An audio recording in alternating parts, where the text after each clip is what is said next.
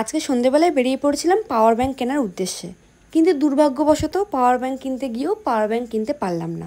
কারণ কি, যেই মডেলটা আমার দরকার ছিল বা আমি নেবো বলে ডিসাইড করেছিলাম সেই মডেলটা মিঠুনদার দোকানে অ্যাভেলেবেল ছিল না। তো আমাকে 2-3 দিন ওয়েট করতে বলেছে, তো কি আর করা যাবে। তারপর ওখান থেকে বেরিয়ে একটা ট্রেলারে এসেছিলাম, এখানে অতগুলো একটা জিন্স কাটানো দেওয়ার ছিল।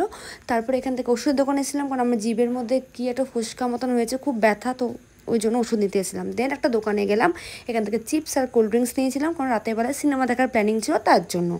তারপরে এখান থেকে চিপস কোল্ড ড্রিঙ্কস নেওয়ার পরে ভাবছিলাম আর কী নেব, তো আলটিমেটলি মাথার মধ্যে আর কিছু খেললো না, তাই আর কিছু নিয়ে দুটোই নিয়ে সমাপ্ত করেছি। তারপরে ওখান থেকে বেরিয়ে মনে পড়লো একটু আইসক্রিম খাবো, কারণ ওয়েদারটা বেশ ভালো আছে, তো আইসক্রিম তো খাওয়া যেতেই পারে। তো এখান থেকে আমি, অতনু আর মা 3 জনের জন্যই আইসক্রিম নিলাম। দেন বাড়িতে এসে নিয়ে এখানে আমি একটুখানি ফেশিয়াল হেয়ারগুলো রিমুভ করছিলাম, কারণ কি কালকে আমাদের কলকাতা যাওয়ার আছে। কী কারণে যাওয়ার আছে সেটা তোমরা কালকের ভিডিওগুলোতেই দেখতে পাবে।